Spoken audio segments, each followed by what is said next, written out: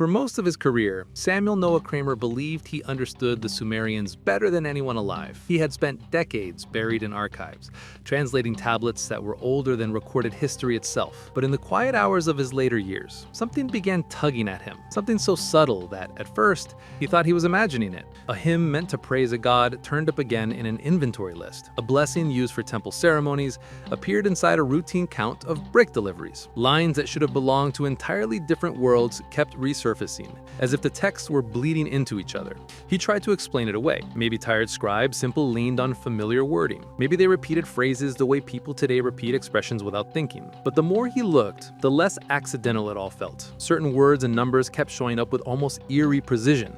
3, 7, 12, 60. Numbers tied to Sumerian cosmology, cycles of the heavens, the structure of time itself. Yet here they were, guiding not only their rituals, but their receipts, their taxes, even their supply ledgers. Kramer felt a chill the first time he saw the same poetic line appear in both a sacred hymn and a dry accounting tablet. He marked it in the margin, then another, until his notes were filled with symbols and circles. It was as if the tablets were whispering the same message through different disguises. And once he noticed the pattern, he couldn't unsee it. Something inside the Sumerian world was repeating itself with purpose, weaving the divine into the mundane so tightly that the boundary between the two almost disappeared.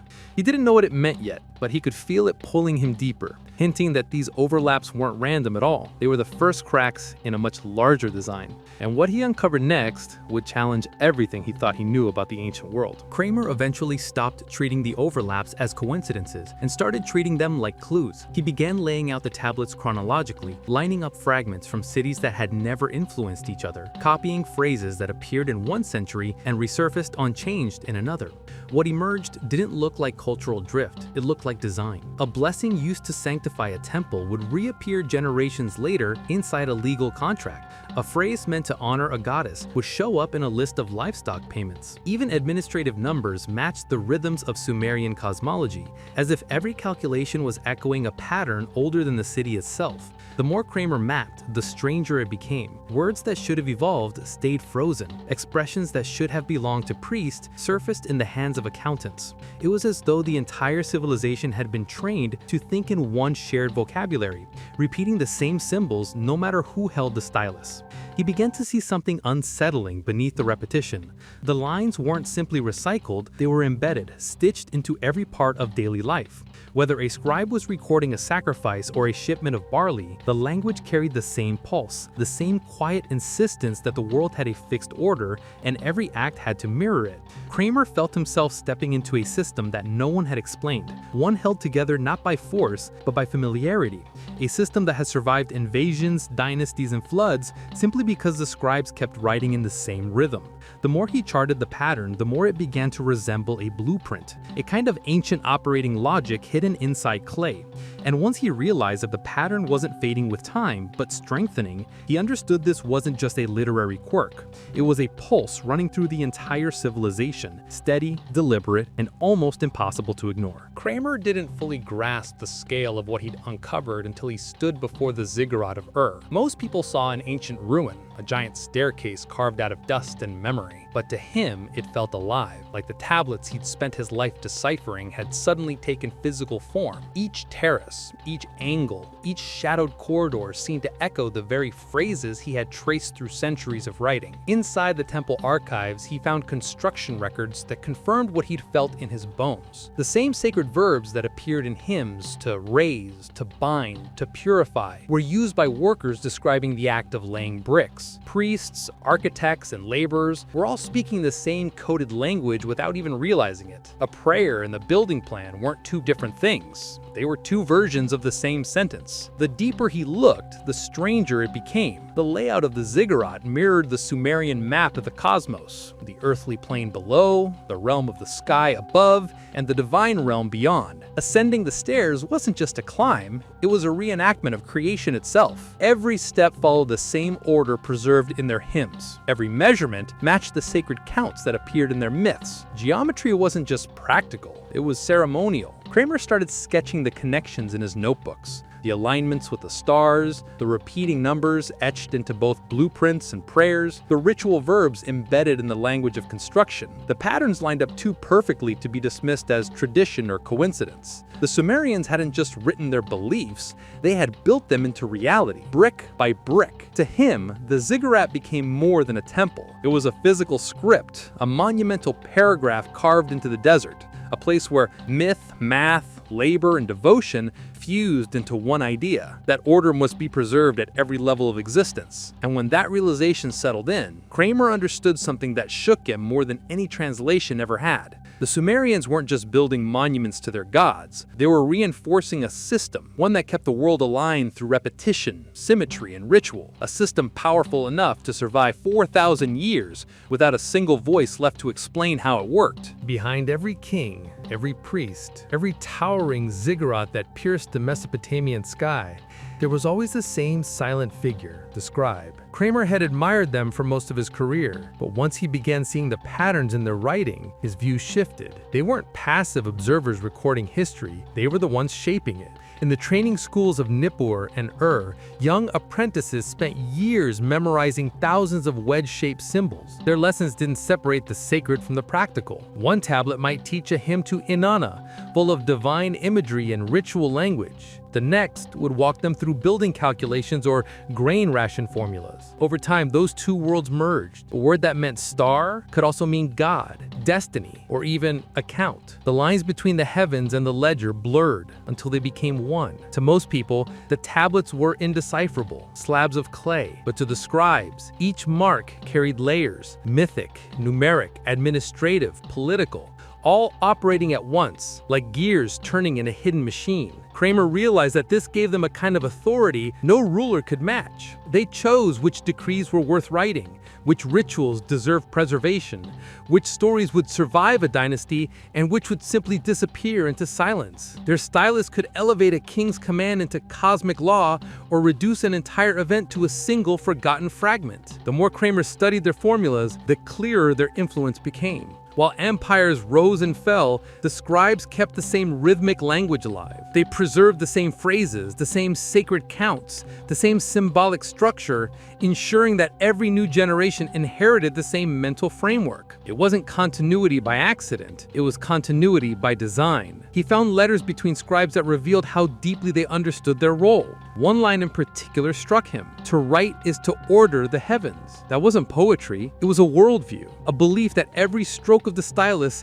aligned the human world with the divine one. And if language shaped reality, then those who mastered it didn't just record power, they controlled it. Kramer began to see the scribes not as clerks of the ancient world, but as engineers of thought, quiet figures who guided the boundaries of what their civilization could imagine. Every myth they copied, every formula they repeated, every law they engraved strengthened the same invisible pattern he had traced through thousands of tablets. A pattern so subtle, so elegant, that even kings bowed to it without realizing they were following the scribe's design. And once Kramer saw how deeply their influence ran, he couldn't shake the feeling that the code they built wasn't just a relic of the past, it was the foundation of everything that came after. By the final stretch of his career, Kramer had translated so many tablets that the patterns felt less like discoveries and more like echoes that refused to fade. He began charting them the way astronomers map constellations, drawing lines between words, symbols, and numbers that kept reappearing in places they had no reason to be. The result didn't look like the messy evolution of a culture, it looked constructed. Certain words followed each other with almost ritual precision: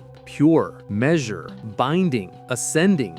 They appeared in myths, in tax lists, in legal disputes, always in the same order, always carrying the same quiet weight. Even the sacred counts, 3, 7, 12, 60, anchored everything from temple ceremonies to brick quotas. The overlap was too deliberate to ignore. Kramer started calling it, privately, the Sumerian Code. Not a secret language, but a self-propagating structure. The more he mapped, the more he realized the code wasn't meant to tell stories. It was meant to maintain alignment between people, gods, rulers, and the universe itself.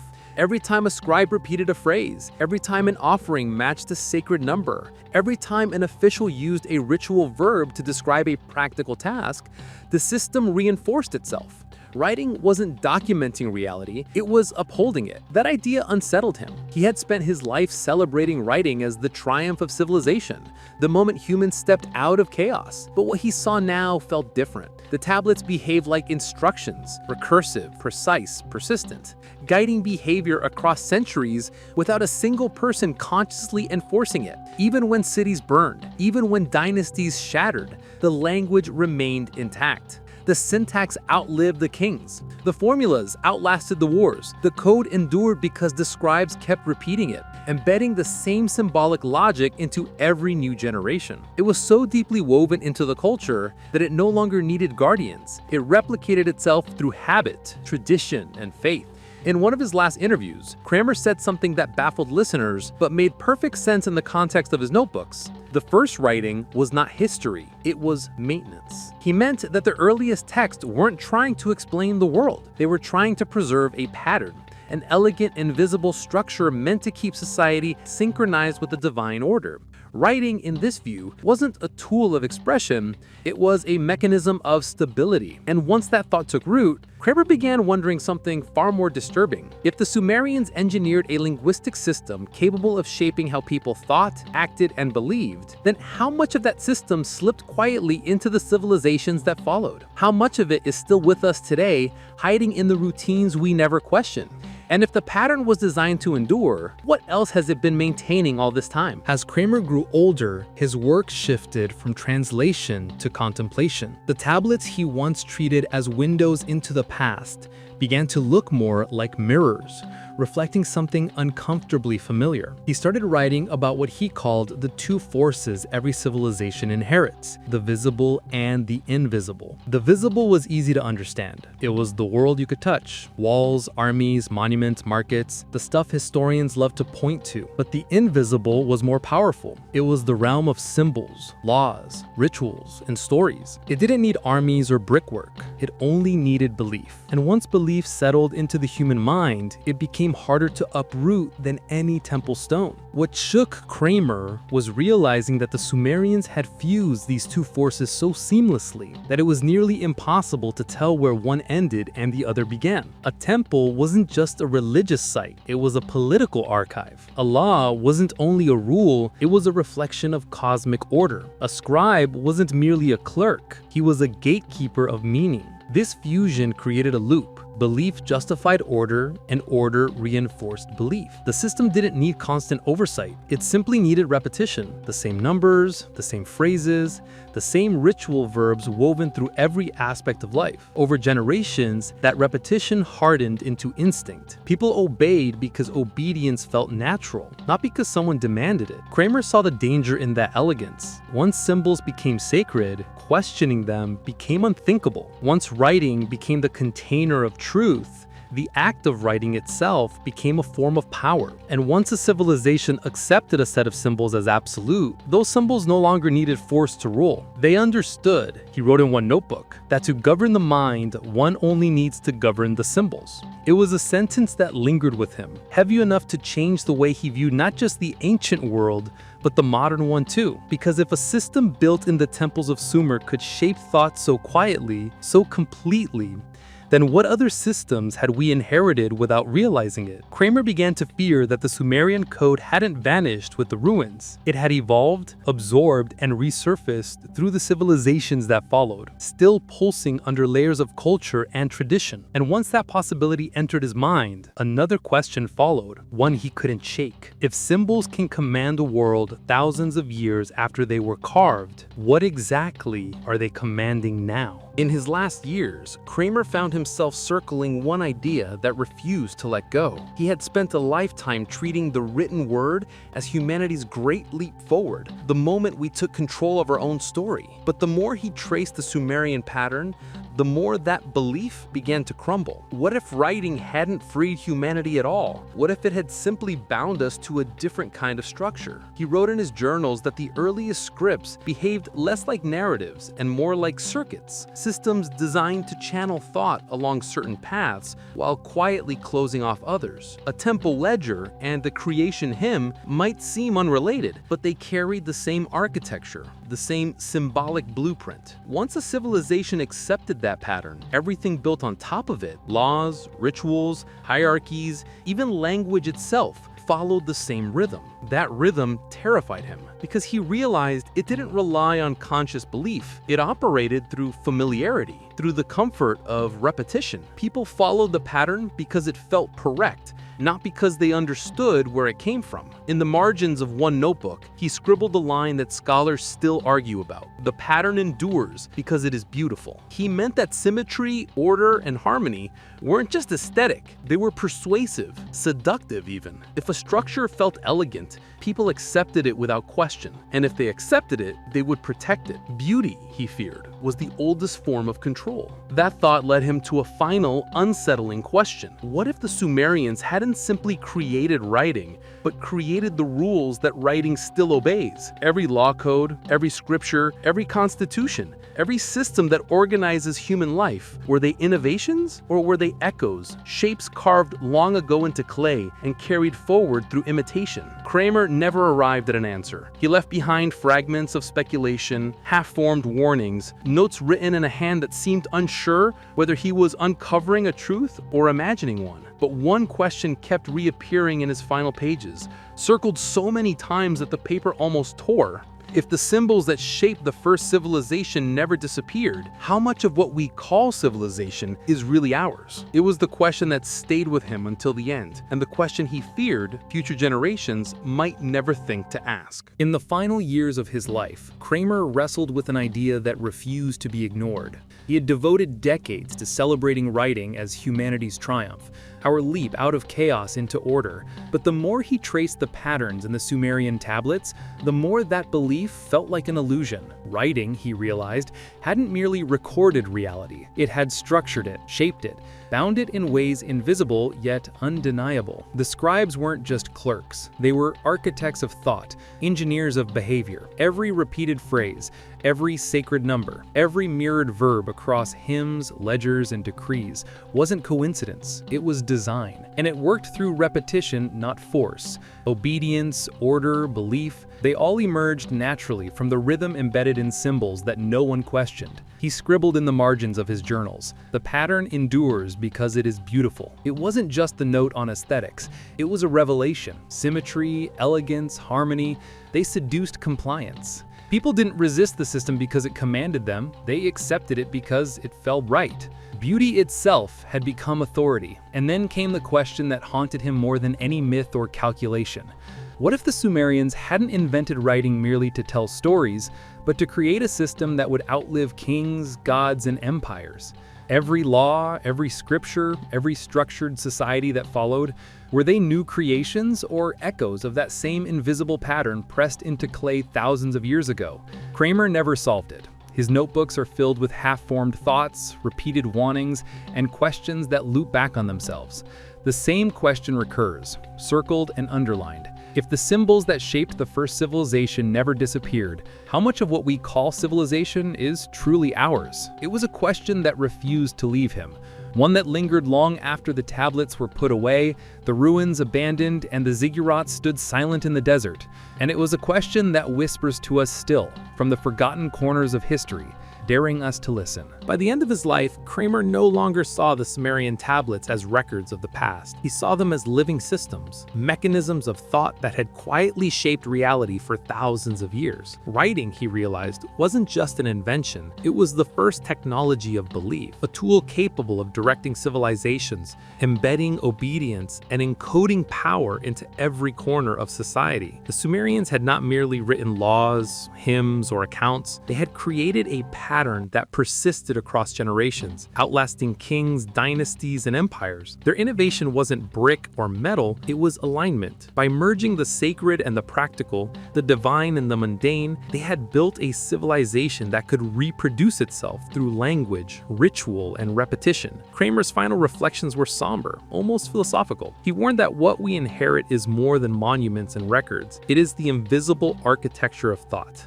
the echoes of systems designed to endure. Every law, every story, every institution might carry fragments of that original code, hidden so deep that we follow it without knowing. He wrote in his last notebook, "The first writers did not describe reality, they manufactured it." And perhaps that is the most unsettling truth of all. Civilization is not just what we build, it is what we believe and what we continue to repeat. The rhythm of the Sumerian code still beats in our languages, our institutions, our habits, even in the way we conceive order and obedience. Kramer never answered the ultimate question, but he left it for us to confront. If the systems we live under were shaped by echoes older than memory, how much of what we call freedom, creativity, or choice is really ours? The tablets are silent now, but their pattern endures. The deeper we dig, the stranger it gets. And somewhere, buried beneath the sands of time, the whispers of the first civilization continue, waiting for those who dare to listen. Even though Kramer passed, his discoveries continue to whisper. The Sumerian code didn't end with him, or with the fall of Ur and the ruins of Mesopotamia.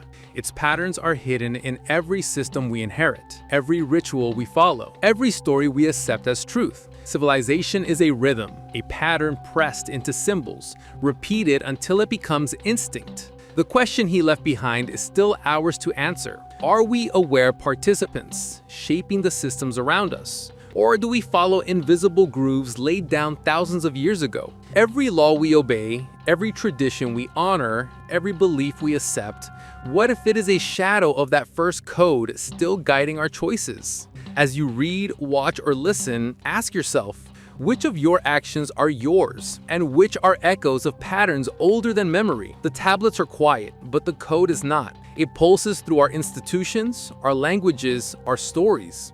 And there are still countless whispers in the forgotten depths, hidden corners of history waiting to reveal truths that could change everything we think we know. So if this journey through the Sumerian code has unsettled you, intrigued you, or made you question what you take for granted, don't stop here. Keep digging, keep questioning, because the deeper we go, the stranger it gets, and the more we realize that history has always been alive, shaping us as much as we shape it. Subscribe to Forgotten Depths to uncover the patterns hidden in the shadows of history, and join the search for truths that refuse to stay buried. Even after Kramer's death, the questions he uncovered continue to echo. The Sumerians built more than temples, wrote more than laws. They built a framework for thought itself, one that survived floods, wars, and empires. And though thousands of years have passed, the pattern he traced may still guide the systems we live under today, often without our awareness. Consider this: every story we read, every law we follow, every tradition we inherit, how many are truly original, and how many are echoes of a rhythm first pressed into clay 4,000 years ago? The same patterns of numbers, repetition, and ritual that Kramer noticed in the ziggurats and tablets might still be shaping how we live, work, and believe. Kramer never answered the question, and neither can we, at least not fully.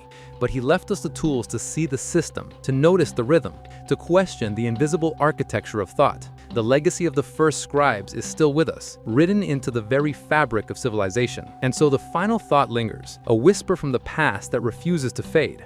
If civilization is built on patterns we barely understand, how much of our world and ourselves are truly free? The tablets remain silent, the code endures, and the deeper we look, the stranger it gets. Stay with us, because the forgotten depths still have stories to tell, patterns to reveal, and secrets that history tried to hide. After decades of studying the tablets, the ziggurats, and the meticulous work of Sumerian scribes, Kramer reached the realization that few scholars before or since have fully grasped. Writing was never just a tool for recording life. It was a mechanism of thought, a system designed to shape reality itself. The Sumerians hadn't merely preserved their civilization, they had encoded it, embedding belief, order, and obedience into every layer of their world. Kramer's notebooks reveal a scholar torn between awe and unease. The first writers, he concluded, didn't simply describe the world, they manufactured it. And if their system could endure millennia, silently shaping every subsequent civilization, then the question remains: how much of what we inherit is truly ours? How much is the echo of patterns pressed into clay thousands of years ago? Every law, every tradition, tradition, every story may be more than it seems. The code survives in structures, symbols, and habits we take for granted. Civilization in this sense is not built solely by kings, armies, or architects. It is maintained by the rhythm of repetition, the beauty of order, and the invisible patterns that guide thought and behavior. Kramer never found a definitive answer, but he left us a warning. The systems we follow are older, deeper, and more intricate than we imagine. The Sumerian code endures, not as a secret, but as a living, breathing framework embedded in our languages, our institutions, and perhaps even in ourselves. The tablets are silent, but their pattern persists, and the question Kramer asked remains. If civilization is written in patterns older than memory, how much of it, and how much of us, is truly free? The answer is still out there, hidden in the forgotten depths, waiting for those willing to see, question, and listen.